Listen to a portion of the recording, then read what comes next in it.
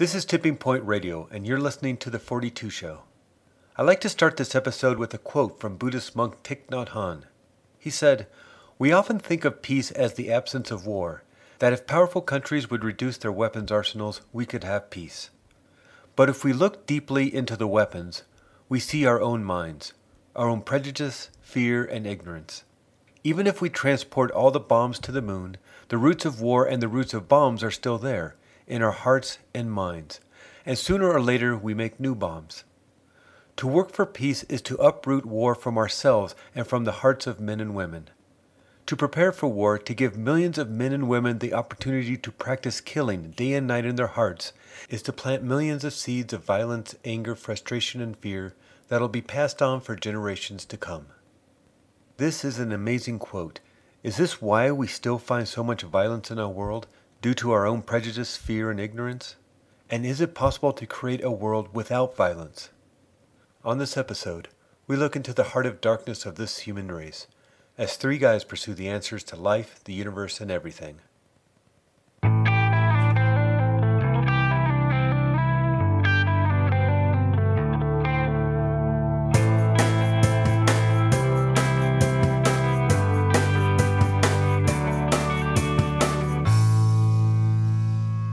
All right, here we are, 42 Show. I'm here with Morgan Boatman and Brad Olson.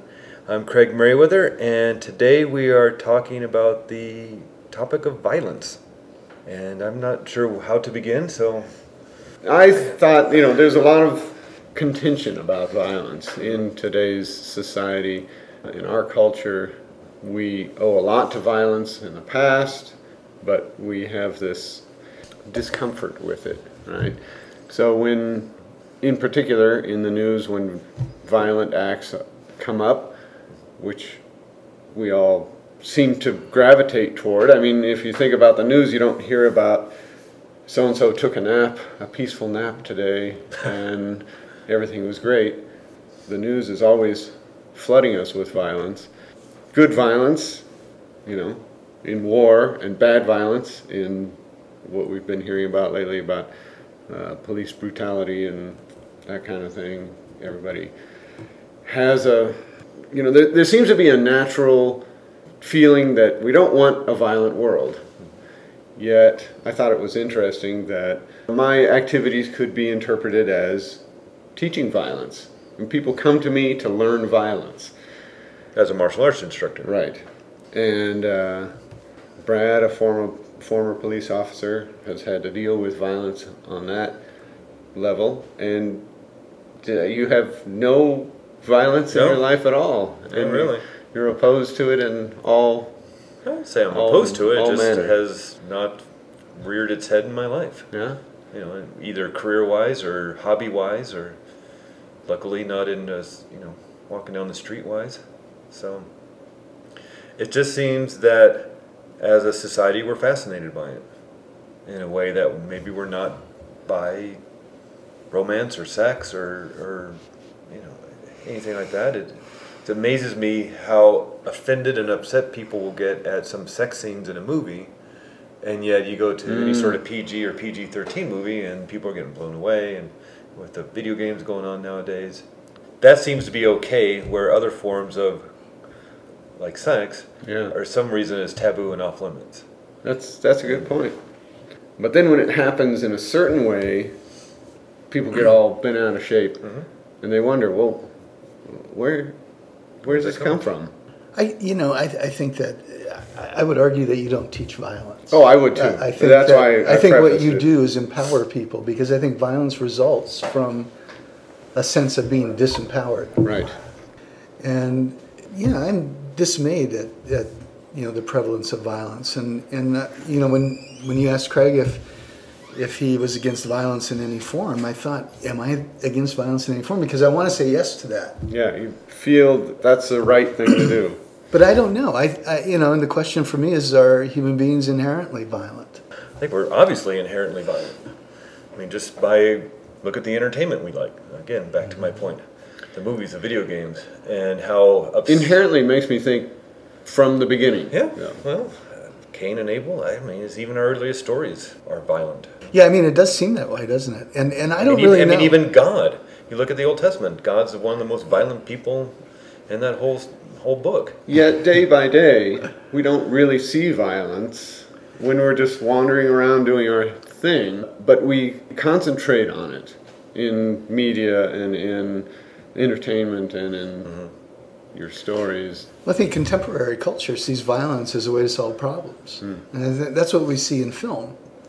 When there's violence, it's not random generally, unless it's an Oliver Stone movie like Natural Born Killers or something like that. That's sort of random violence. Or the Coen brothers, they're good at random violence. But usually it's seen as a mechanism to solve a problem. Right. And I think that's a terribly, dangerous and inflammatory idea.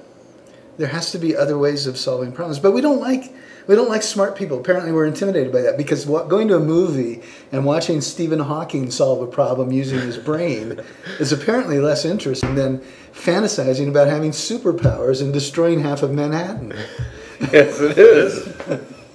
That's true. That's interesting. There's a movie just came out recently, which will date this conversation. It's called A Most Wanted Man. And it's one of, it's one of Philip Seymour Hoffman's last movies. Absolutely brilliant. But basically it's a spy thriller without any action. And it's basically kind of the Russian, German, and American spies all trying to outwit each other. And it's just talking. It's basically, there's different characters and different scenes and things, but there's no car chases, there's no fist fights, there's no shootouts. So 2 hours of someone solving a Rubik's Cube. Basically. If you know what the Rubik's Cube actually ends up being, kind of thing. The twists and everything. Yeah. But it's just basically people talking and trying to outwit each other. And it was one of the most fascinating movies I've ever seen in a long time. But nobody saw it. No, I haven't seen it yet. I'd like to see it. I haven't seen it. I thought it was amazing. I'm going to see it again. I got it from Netflix, and then it just happened to appear at my library queue, and so I'm going to see it again like a week later, just because I thought it so fascinating to watch Philip Seymour Hoffman do his thing. In today's standard movie-going fare, there's nothing action or entertaining about it other than watching people talk and act. And, like I said, probably 5 people saw it. So it's fulfilling on a deeper level. Would you characterize it? I wouldn't even say it was deep. It was just fun to watch. Watch these people try to solve whatever the hell was going on. Solve the mystery of the spy game. Basically, it's just a spy game. Well, that makes me think that perhaps people who are more comfortable with complexity and ambiguity perhaps are less violent. I think that violence is very polarizing. It's very black and white. And you see this in the discussion of police brutality these days, which I think is certainly something that needs to be talked about, because you don't see guys that look like us being choked to death and shot while we're in handcuffs. Yeah.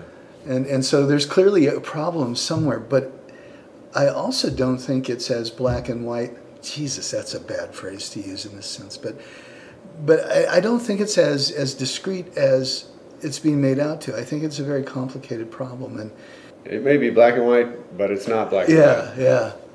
When I was a police officer, every week there was, and maybe even every day, I would encounter some kind of violence. At least once a week, I was participating in it.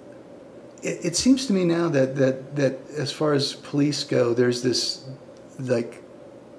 emphasis on the quasi-military nature of policing, and I think that inherently puts distance between a civilian police force and civilians. Well, that's like after the Boston Marathon bombing, and they shut down Boston to find this one kid who was wounded with maybe a handgun, and they're patrolling the streets with semi-automatic machine guns and armored vehicles in full SWAT regalia. Semi-automatic machine guns? Is that right? No? That's funny. Is that another thing? No, it can't be a thing. Okay, whatever. See, I don't know. Yeah. Automatic machine guns? Is that another thing? That's redundant. Go on. We'll just cut that part out. No. We'll cut out the part that... Oh, no, then we wouldn't have a show if we cut all that out. Well, I think you're right. There's this idea now And this sounds a little bit crazy, granted, and I don't know that anybody else would say this, but when I was a cop, there was an understanding that there was risk involved. There was risk to your being, your life involved, and that's one of the things you were sort of laying on the line when you left the precinct station in the morning. Now, I'm not sure where this happened, but it seems to me now that people have decided that law enforcement should be a risk-free enterprise, and that if a police officer is in danger of being hurt, then deadly force is acceptable. And that was not the standard when I was a cop. There was some understanding that there was some risk, and deadly force was an extraordinary circumstance, that you had to be at risk of dying, not being spit on, not being punched, not being, beaten up a little bit.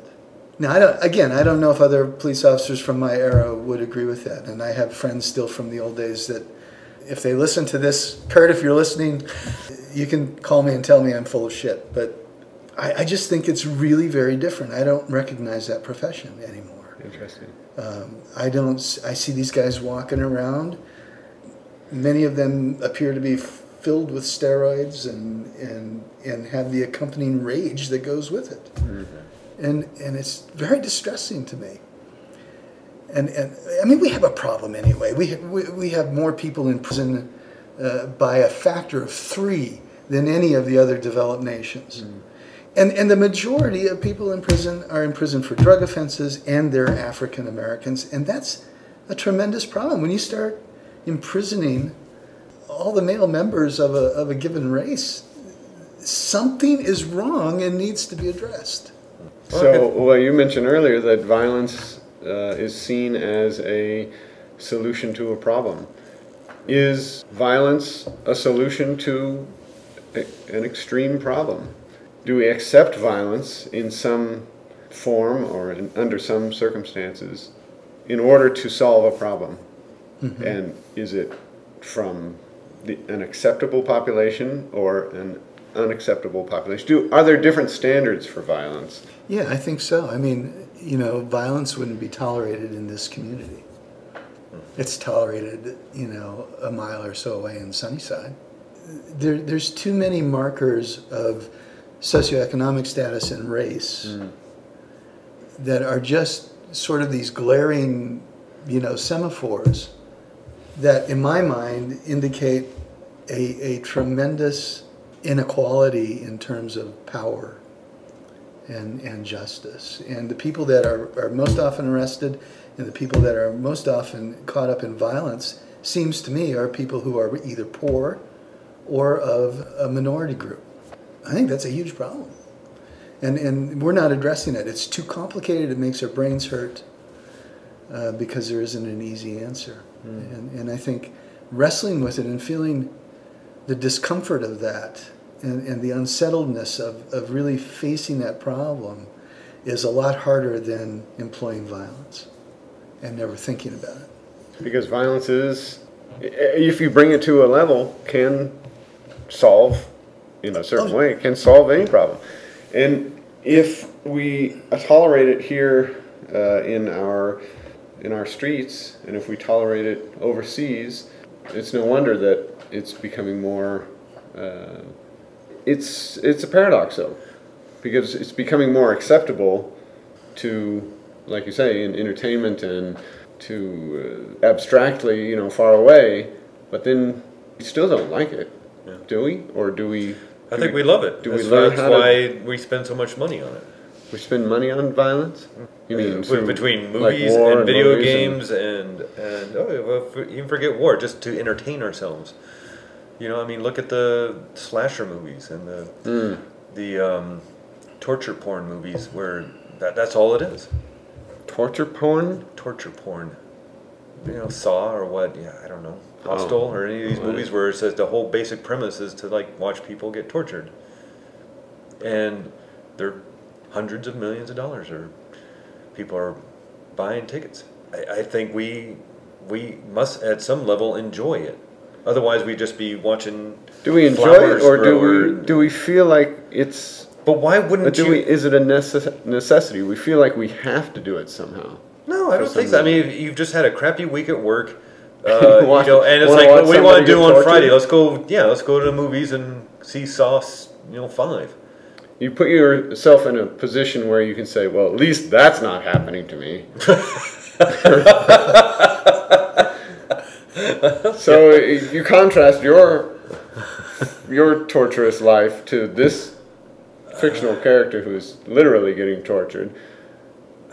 Is that it? Well, I think that whole process of identification is a big part of this. I mean, if you look at that kid in Colorado, right, who shot up the theater, he was apparently convinced he was the Joker, right? And so there is this identification, and when people go to movies, you can see them walk out of the superhero movies, and they're kind of all they're kind of all puffed up and like, yeah, I could do that. Yeah. Like bullshit. Think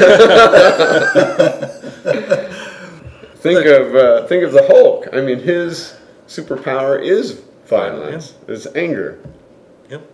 Yeah. Very specifically. My anger will make me more powerful. My superpower and is crazy neurosis. Violence. Crazy man. But I think if, as a human race, we are just a violent people, going back to day one. Well, that must be working then. You have something I don't have, and I will take it from you. May the best man win. But we're not just that, and there's where the paradox is. We're not just that.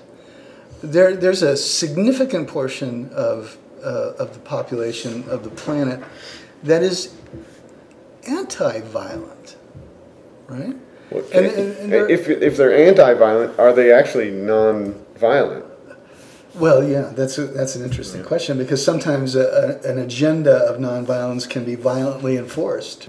Strange. And we look at our own history. I mean, we tend to violently enforce the Peace. Moral high road. Oh, right. That's frightening. But even just to survive, we might have to undertake violence of killing animals or taking from another people if they have more food than. Well, that comes down to semantics. What is our definition of violence then? I mean, how can getting the necessities be a violent act? How can hunting be violent? I think it's how can it not be? Okay. I'm not saying right or wrong. I'm just saying it's a violent act to kill something. Okay. Destroy a living thing. I think that's true. I mean, you could you go so far as saying, okay, I cut down a tree and built my house. It's like, well, yeah. Yeah, I think that's true. And I think that's always been, that's always been something I think historically human beings have been uncomfortable with. And that's the edge. Yeah, that's the edge. And that's where religion comes up, right? That's why religion is that developed. kind of violence is okay because... Well, it's not okay, but if I can somehow propitiate the spirit of that dead animal, or if I can somehow justify it through some divine fiat, then it's okay. And this is why God is always on our side when we go to war. And why every nation state that goes to war, every even non-traditional warfare group, claims that God is on their side. I think that is the sort of expiation of the culpability, for creating that violence. Okay, so every act of destruction, do we want to go? So when I get in my car and I'm burning gasoline, that's violence? I don't know. When I brush my teeth and destroy little bacteria, that's violence? So you're saying if the violence has a purpose, it's fine? So if I go out and massacre a deer... Massacre a deer, that sounds... It's a word. It's a word. I don't think I've heard them connected in that way before. If I hunt a deer and use its coat for warmth, and I use its meat to nourish myself and my family and my group of people I'm living with, that's okay. But if I go and hunt that deer and just because I want to kill it, that's violent? Is it all intention? I think either because I want to have some fun. Because it requires violence. There's nothing on TV on Saturday, so I'm going to go out and just blow away a deer for the hell of it. Now that's violent, but if I eat it, then it's not violent? I think both acts require violence. I think that we are in fact inherently violent, but it's because this is not a reality or a world where nonviolence can exist. Not because we're bad and only humans are violent, but because violence is required to survive. I think that's where our animal nature and our human nature, come into conflict, right? I mean, if you're a zebra in the Serengeti and your buddy is, slower than you and is eaten by a lion, I don't know that a zebra goes, "Oh, this violence in this neighborhood is getting so bad."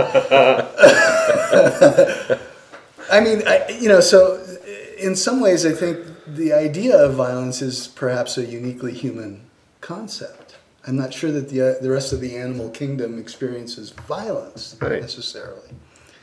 You have some Hobbesian philosopher zebra, who talks about the short, brutish nature of its life. I don't think that happens, But likewise, the lion doesn't. Yeah, and I don't think a lion necessarily feels a sense of, guilt or culpability or somehow moral abnegation, that... Then why do we do?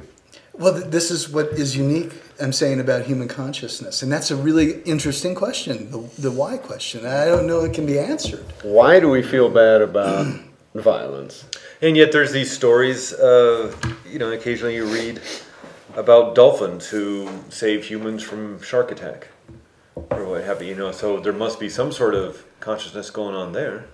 Well, I don't know. See, I mean, it's maybe, but I think that's a big leap. So you're calling dolphins moral because they're... I don't know. I'm just saying I read these stories and I think that's really strange. Thanks for all the fish. Yeah. Apropos. But, so maybe dolphins are, But how do they save people from the shark? One story I heard is like these two people were swimming in the ocean, sharks were coming, and dolphins just encircled them until sharks got fed up and went away. That's one. I've heard others. Sharks got fed up. That sounds dangerous.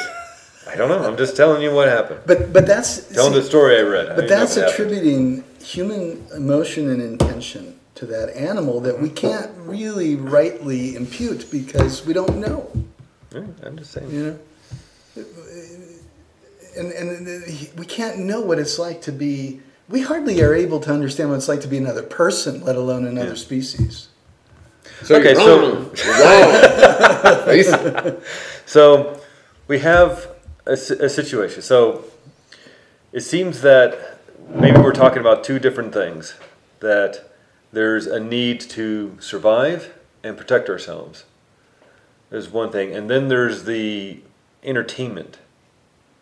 And I think they're two very, very different things.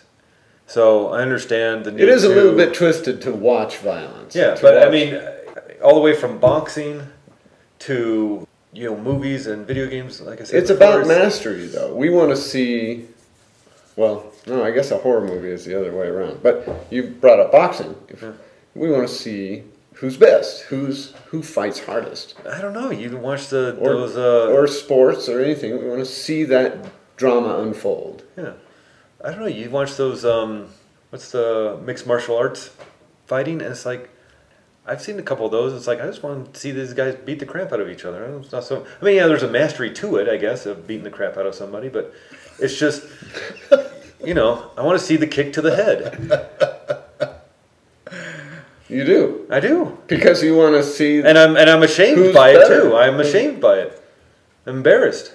So our valuation of life is through this innate sense of violence. We want to see who... Like if the lion is chasing the two zebras, we want to see who's going to win and who's going to get eaten. I don't know. NASCAR. Right? I mean, I'm sure 80% of the people go NASCAR just want the car crash. I mean, what's the sport of NASCAR? Turn left, turn left, turn left, turn left. I mean, push the gas pedal, push the gas, push the brake, push the brake. How hard is that? You want to see cars flip and catch on fire. Well, I don't know. I haven't watched that particular sport. Because it's boring.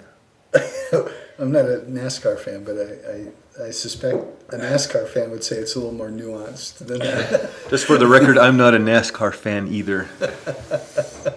Just saying. Okay, that's fine. I'm saying there seems to be, violence for survival, protection, for food, right, and then violence for entertainment. But so I would argue, though, that what you said about being ashamed when you watch something like that, that's the human contribution to this problem.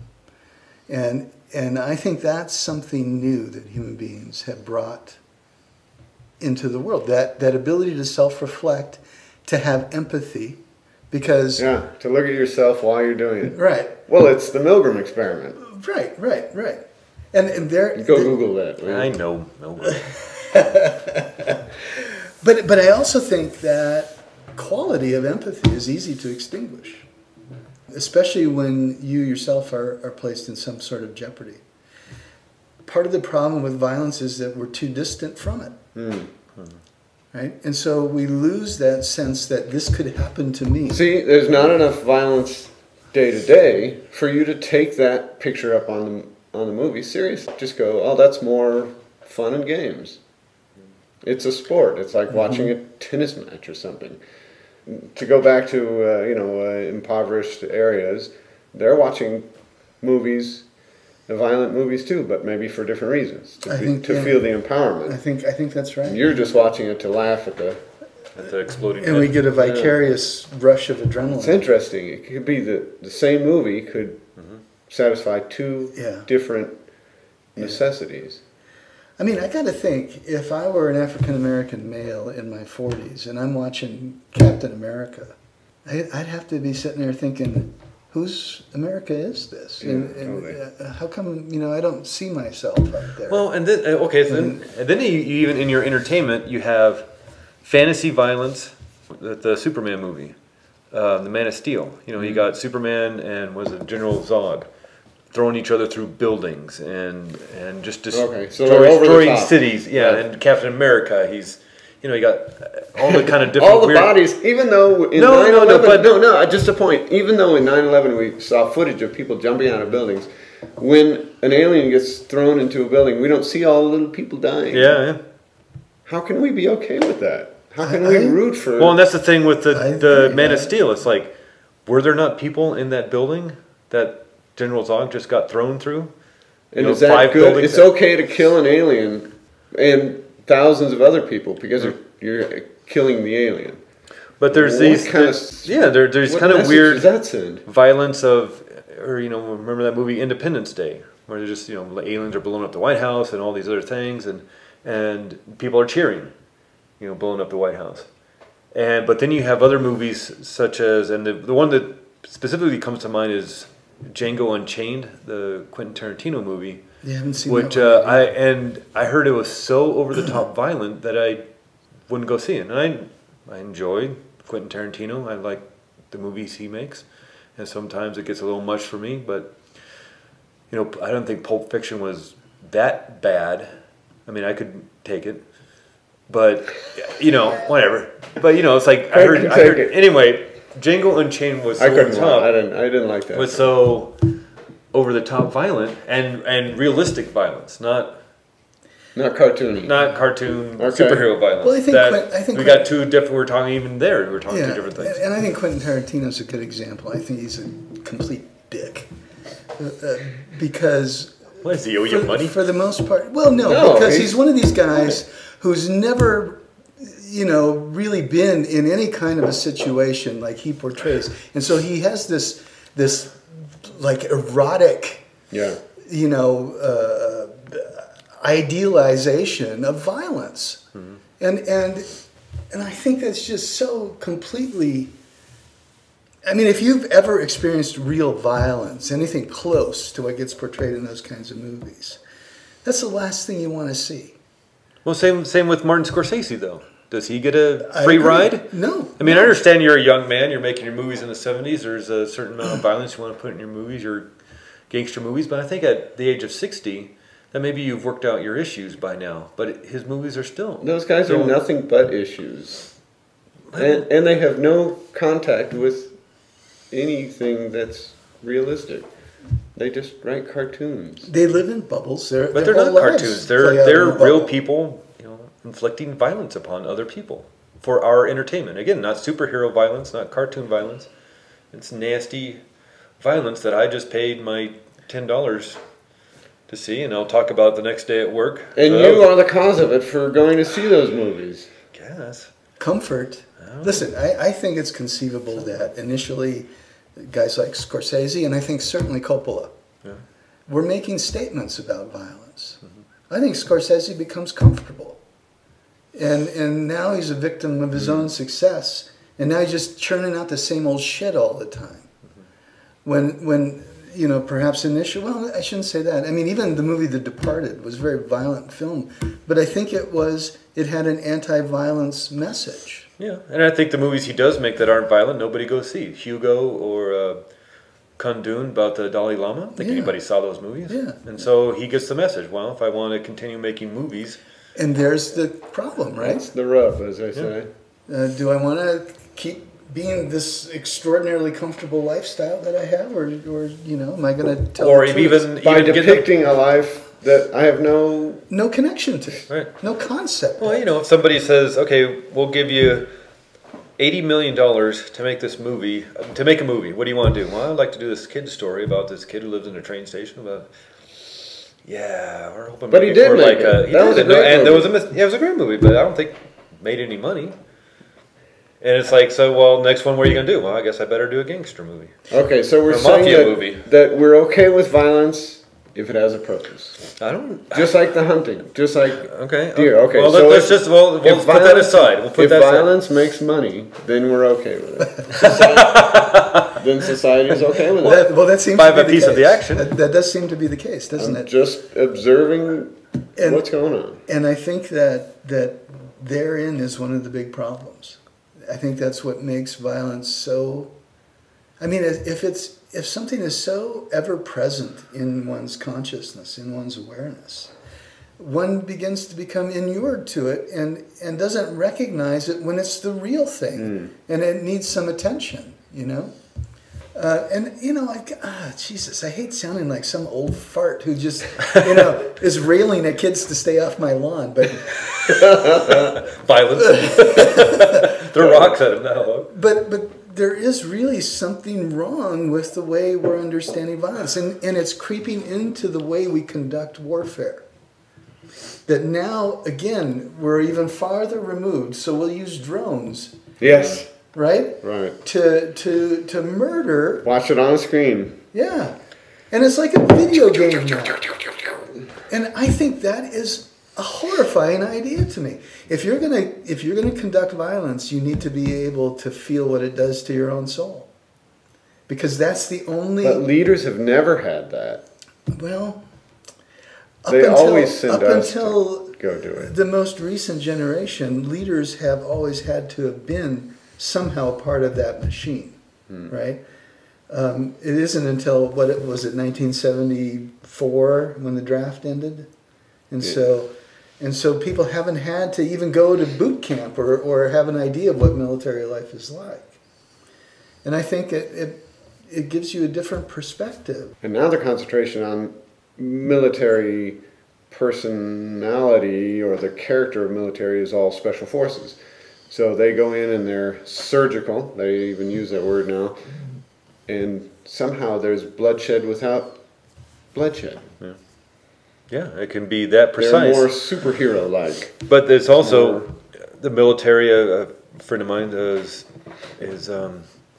military and been so for 20 years, and so he knows the ins and outs. His daughter's signing up for the Navy right out of high school, and he was telling me they're rejecting people outright, and not just people who are out of shape or have some ability that would prevent them from being in service. They're people who have the ability to serve. They're saying no thanks. We got enough people. And so not only is there no draft, but you can't even sign up anymore, and expect to be in there. They're being very selective. and because they're just reducing troops, because everything is going drone and robotics now. Yeah. And you can have that precision, hopefully. I mean, who knows if it's actually accurate. No precision. There's no precision. There's children and women and families in houses that are blown to kingdom come from drone strikes. There's no precision there. It's clean though on this end. On this end, yeah. We don't see the footage of Vietnam anymore.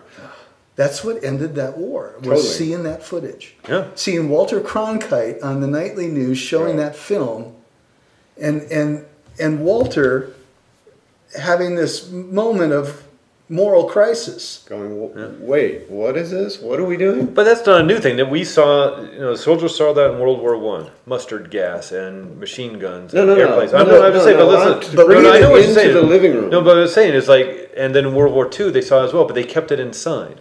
They didn't talk about it. No, we saw newsreels. But I'm just, you saw the good newsreels for World War II. You're not seeing the raw footage that they were showing in Vietnam. And once we see what's really going on in war, we're horrified by it. That's what we just said. I know. I was just trying to make the point. God. What? Nothing. Bring it. Yeah, that's all right. That in the previous wars, people kept it inside, what they saw. Right. They kept the horror inside. And they learned their lesson. And now it's all cleaned up again. And that fact alone, the fact that we want to keep it kind of sanitary, and the language that we use, collateral damage, that suggests right there a moral awareness of the immoral nature of the activity. Right. Anytime you keep it under wraps, you're doing something wrong. Yeah. And so we're going back to that hidden aspect of it, even with the news being... Yeah, because the media doesn't do its job. Yeah. Right? It's embedded now, and it's all friendly with the politicians because everybody wants, FaceTime and all that kind of stuff.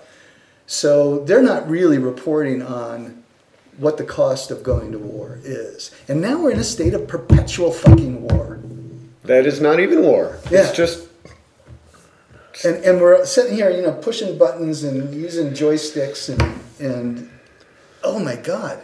Can you believe it? It's horrifying. And as you've mentioned, now the police are looking more and more like soldiers. Yeah. So now we're bringing it right onto our own streets. And we're okay with it. Mm-hmm. Because we see our war heroes as heroes. We see these guys doing good work. Okay, well, let's bring that same good work here. Oh, wait a minute. Now I'm the target. Right. Yeah.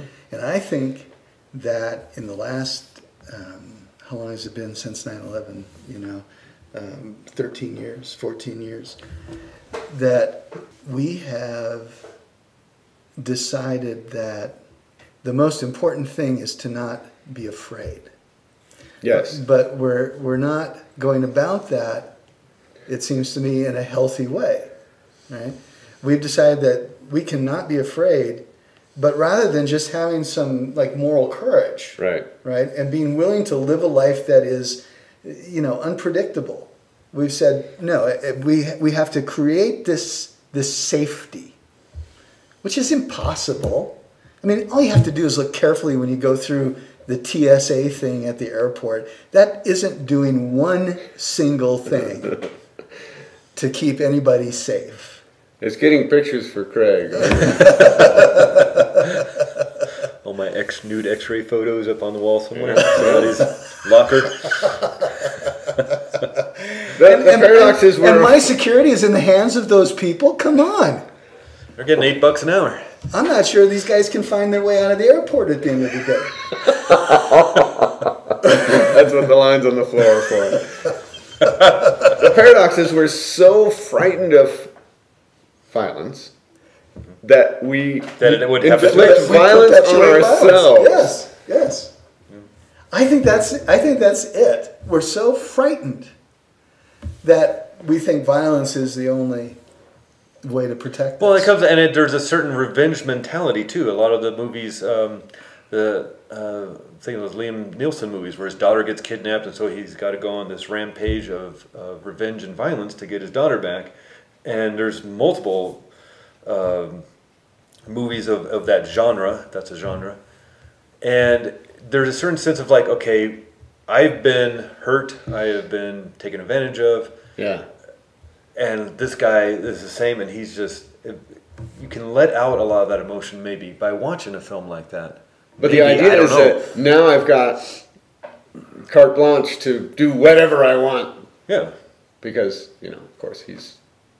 Well, and then when that happens, you know, all of this power, as Nietzsche wrote, he says, power corrupts and absolute power corrupts absolutely. And so then you've created this whole cycle where I'm going to keep employing the very means that got me into this situation of power. Oh, yeah. And people that acquire power, they might be stupid people, but they're never stupid about hanging on to it. Yeah. You know?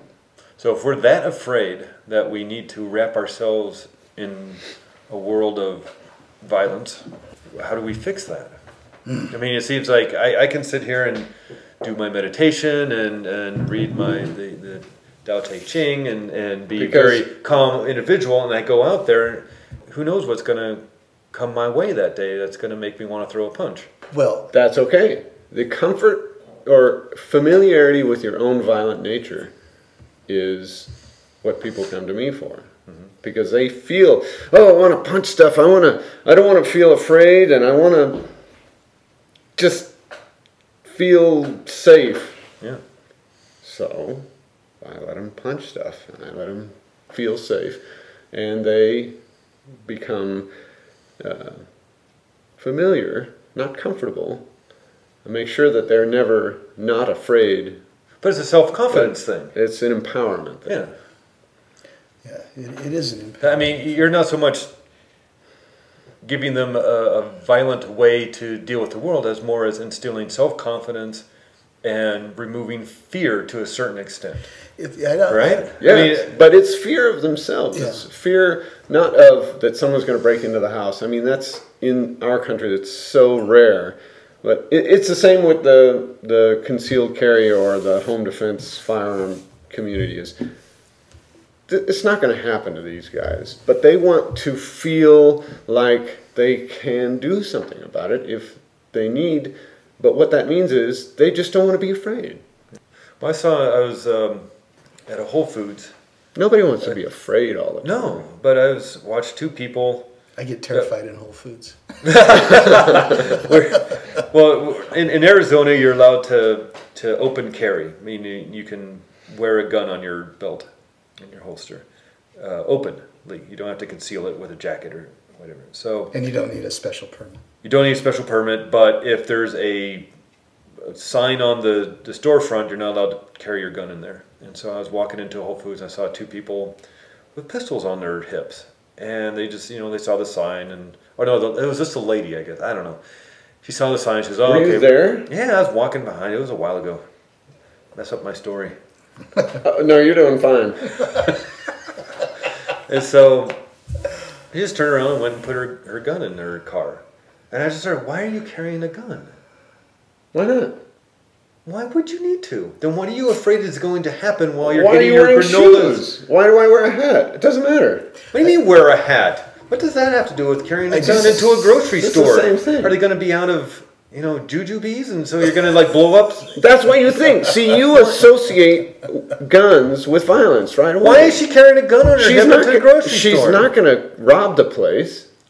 Then why carry? But that's what you think. But no, I didn't. Yeah, think you that. just said, I did not. they out of jujubes and they're going to blow the place up. No, it's because she wants to wear a gun. Why? Because it's goddamn fucking America. That's why. You don't need to wear a gun in a grocery store. What are you, communist? What?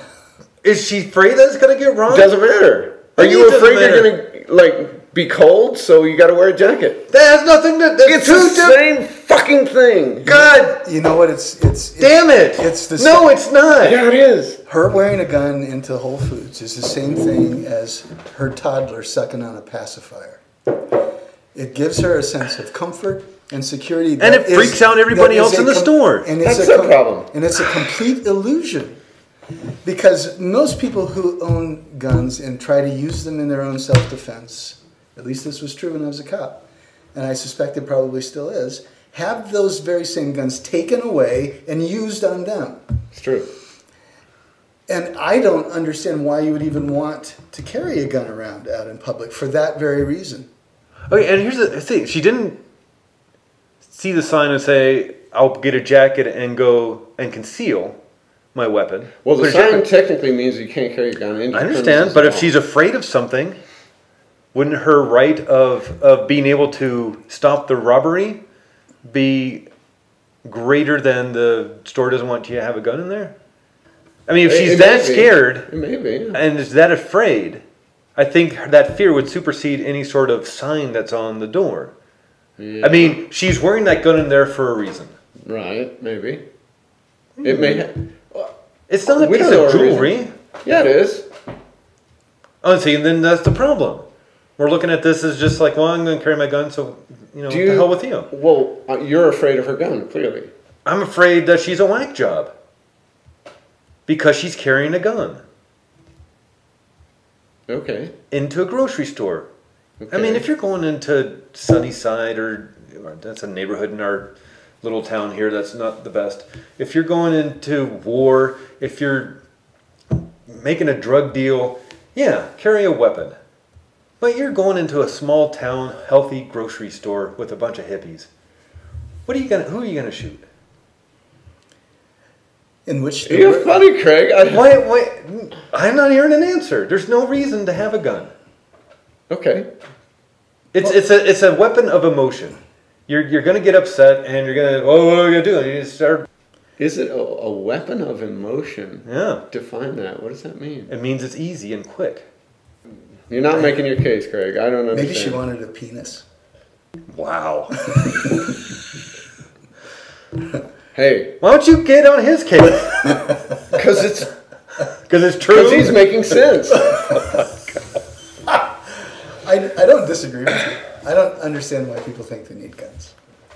Okay, I'll even give you. I understand what the need for, feeling safe and wanting a gun and protecting your home and going into a bad neighborhood. I don't understand why you need to show off on your hip a pistol after something like Dude, the why- movie theater in Colorado or all these other things. It's like that freaks people out, and you're just doing it to be a dick. Why do people have piercings? Doesn't matter. I don't know why you keep getting question- invited to the show. You don't. Because I'm making fun. You keep coming back. Piercings, It doesn't make piercings are less problematic because they don't blow up or discharge some sort of missile or projectile. But see, I think that's what we're talking about. Is here's a weapon of violence, Yeah. quick and easy weapon of violence, Yeah. and it's wearing a hip because it's cool, Yeah. and it's not. It's Okay. a weapon of death. There's no Okay. other reason to have a knife. You can whittle something. You can carve something. You can slice your melon. I don't know, whatever. That sounds like a euphemism. Yeah, use it as I something. use a katana to slice my melons, and so I'm going to put that on my. So, a gun, there's no So do you reason think- to have a gun unless you want to kill or heavily mutilate something. Heavily mutilate. So you think that the state should disallow? I'm not, well, no, I'm not going there. I'm not getting into that with you. But people It's want- because I want to know why she feels it necessary to carry a gun into a hippie grocery store. You're gonna have to ask her. Because it makes her feel powerful. I think that's the simple explanation.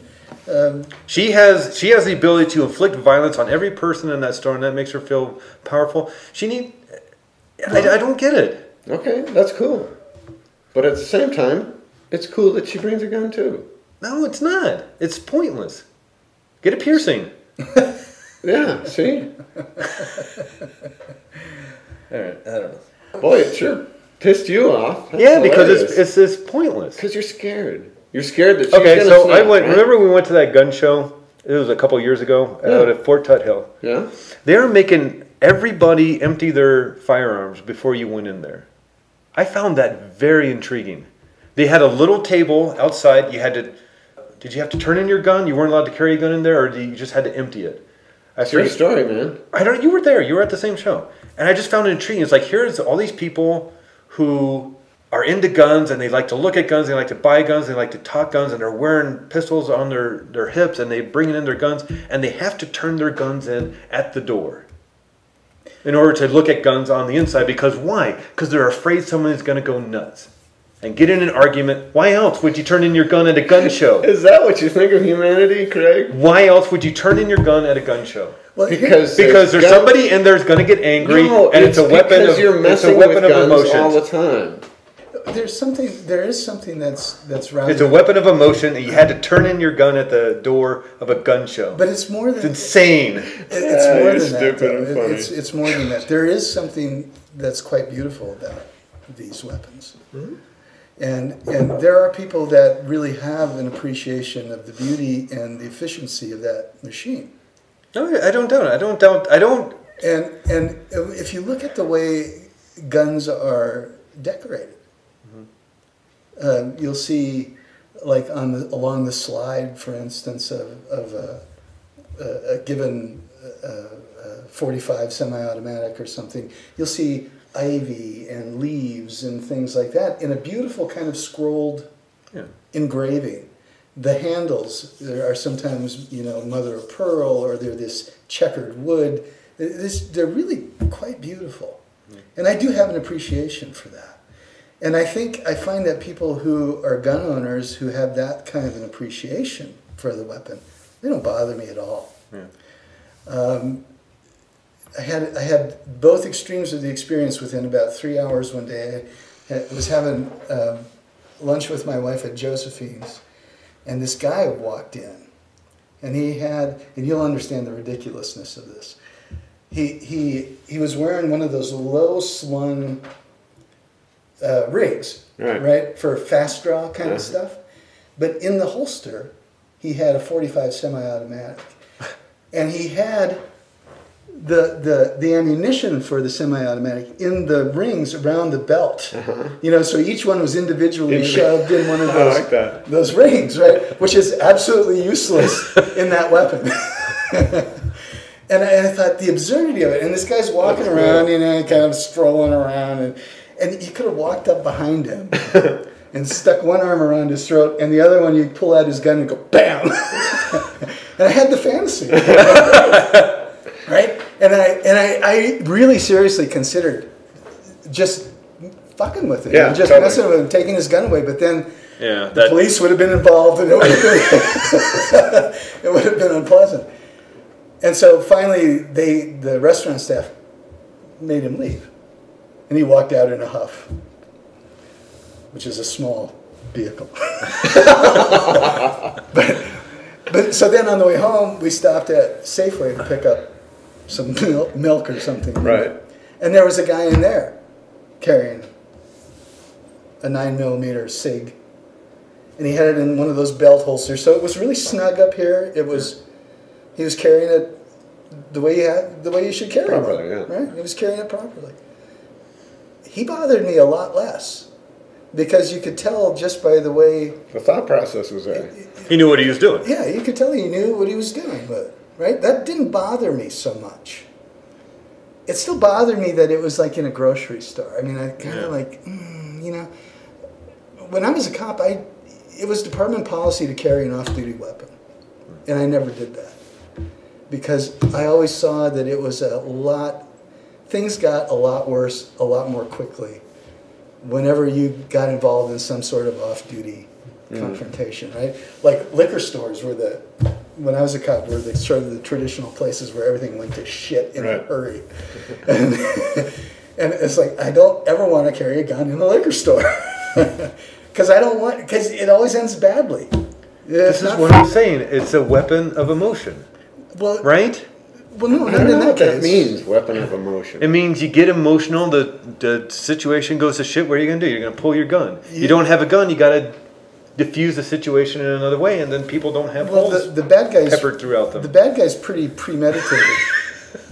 For the bad guy, it's not a weapon of emotion. That's premeditated. I'm going to go into that liquor store and hold it up. Which never goes right, because the guy behind the counter has a bat or a gun of his own, or... Well, usually people are pretty smart, and they kind of say, yeah, okay, you can have whatever you want. Yeah. Because that really is the smart thing to do. Totally. I mean, it's all replaceable. It's all insured. It's like, it's testosterone that gets in the way. Well, it's that revenge thing. That's why we have the movies. So movies just don't let them have what they want. And the movies give you the false impression that actually you can do this and be successful. Yeah.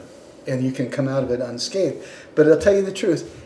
I never have known a police officer who has shot and killed somebody in the line of duty, and I've known a handful. Even though it was a completely justified shooting, that they had been fired upon and they returned fire. I've never known a single person that wasn't irrevocably changed by that experience, and not for the better. I've never known one of those guys to be the same again. And if that's true for police, imagine what it's, because we were trained for this. We and once that happens, you're off duty for a while, or you're on death duty or something. Yeah, and it's not typical. I think it is now. It wasn't typical then for police to seek out psychiatric or psychological help. Yeah.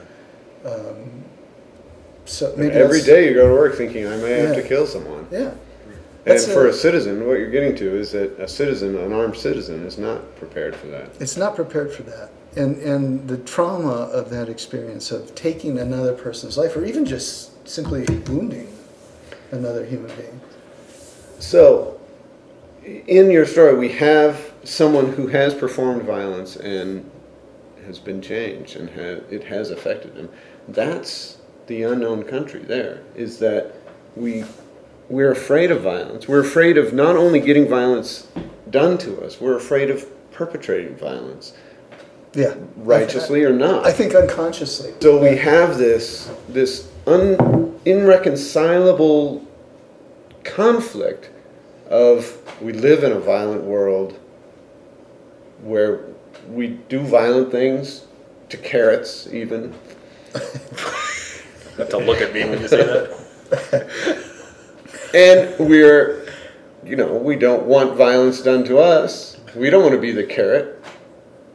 But we know it's something we have to deal with, and that's the fascinating attempt to reconcile that is the human condition. See, and I think, and again, I mean, I'm sure people will disagree with this, but I think what's important is to allow the experience of violence to affect us, to impact us, to be changed by it, and not for the better. There's something about the human spirit that's able to sort of incorporate that in its own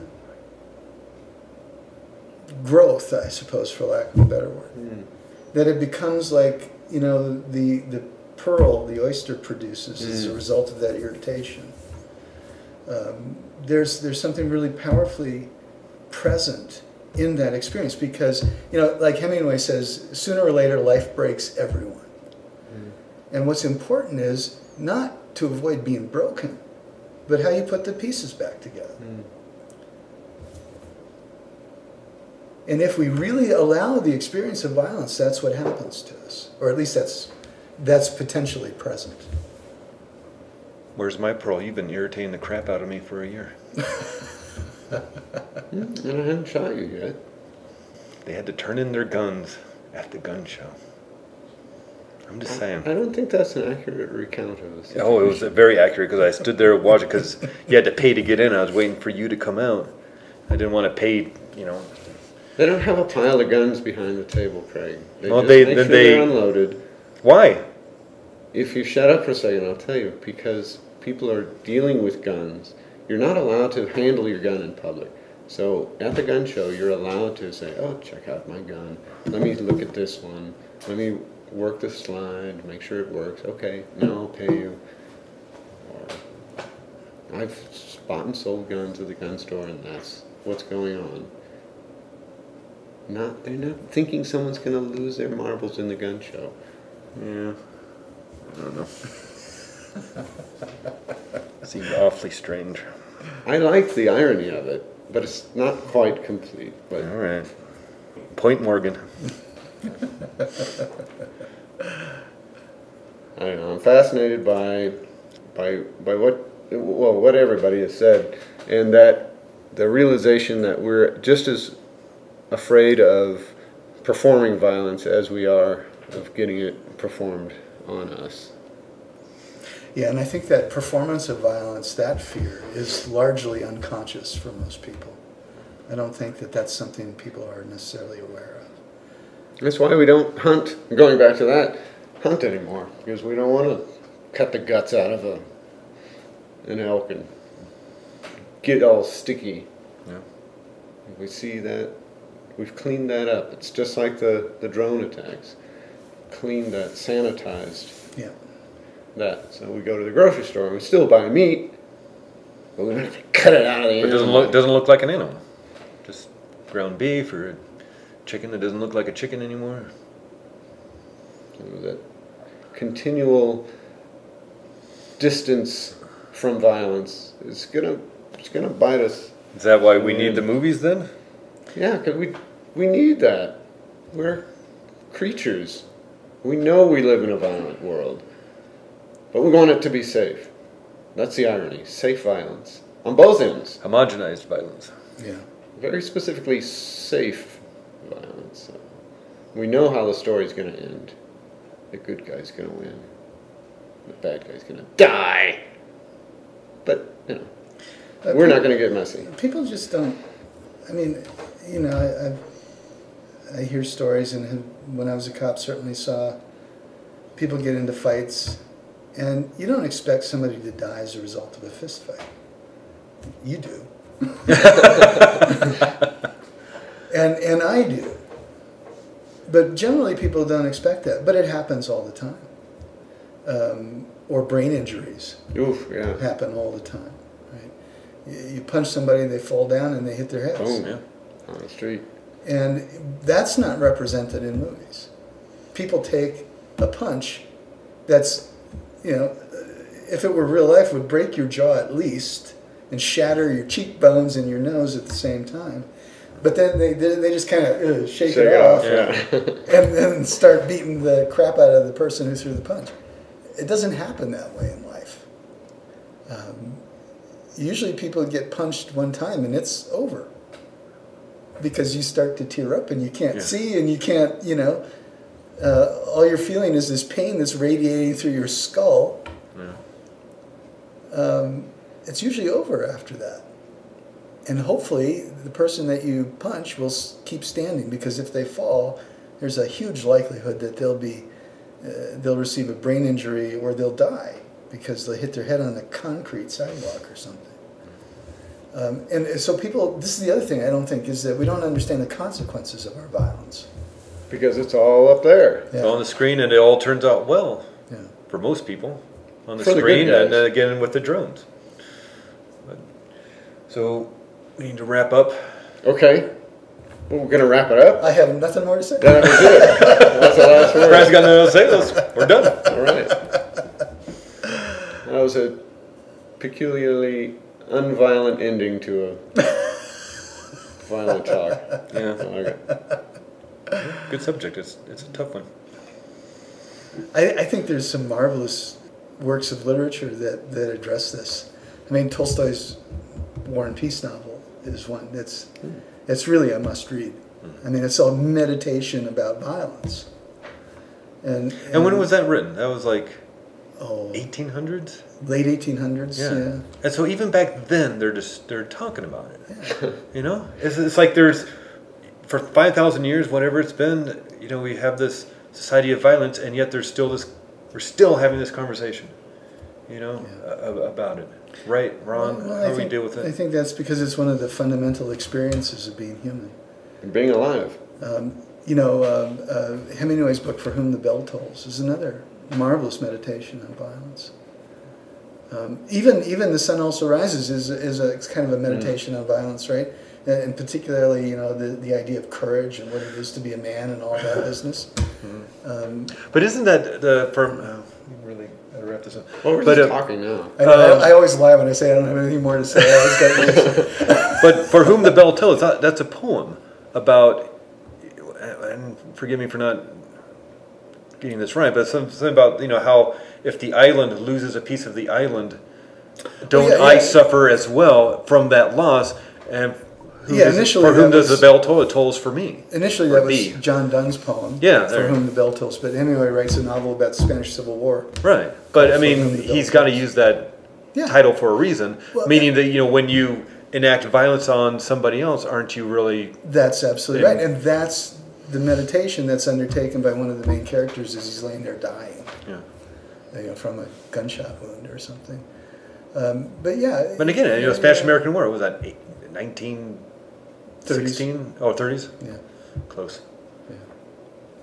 It's where So- Franco comes to power. And So we're talking about this here in the 2014, and even back 30s and 1800s, probably 1700s, people are talking about how awful violence is. Well, one of the things that comes out of World War I, because everybody went to fight that war. It didn't matter if you were an aristocrat or if you were a cobbler.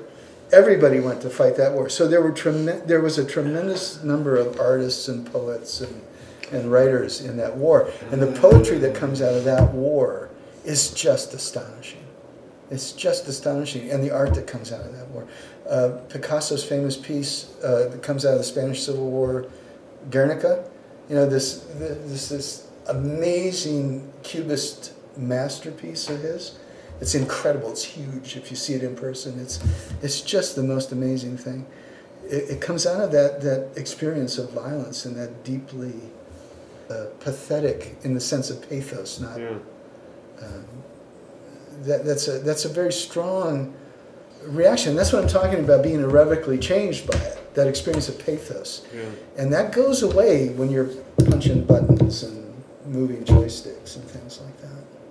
So war can be very humanizing in an odd way. Well, it's the presence of the violence. It doesn't have to be organized war. It's just an excuse to throw a bunch of people into a violent situation. And in a weird way, it can be very humanizing. But that's not something that we focus on, because we don't want to feel that vulnerable. We don't want to experience pathos to that degree. But isn't it World War I was where they had that famous Christmas truce? And this is trench warfare. You got these 9-foot trenches, and there was this no man's land between the French and English and the Germans. And there were some dead bodies on the field, and so they kind of had this, raise the white flags, let's have a truce, get dead bodies. It's Christmas Eve. They start singing Christmas songs. Someone even puts up a little tree with some candles, and they decide, let's grab the bodies. It's Christmas, and have a little truce. And as they meet, the Germans and the French and the English meet on the field, they shake hands, and all of a sudden they're trading cigarettes and they're trading cookies and they're trading all these things. And they start singing songs, and then they start a soccer match on the field. The Germans and the French and the English, and all of a sudden they were just trying to kill each other a day before, and now they're friends. And this lasted a couple of days. You can read about it online. And after a while, the commanding officer says, start shooting at those people, and they wouldn't do it.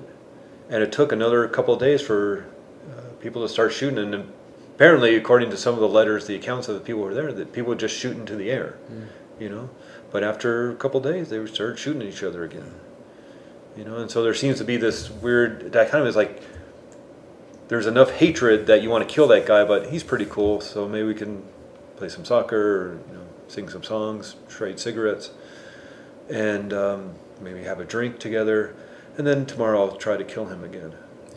Even though now I know who he is. I have to remember my racism. I have to remember that these Germans are less than human, or vice versa. And I think that one of the things that continues to keep racism alive is that it is the container for our violent urges. Anyway. Well, till next time.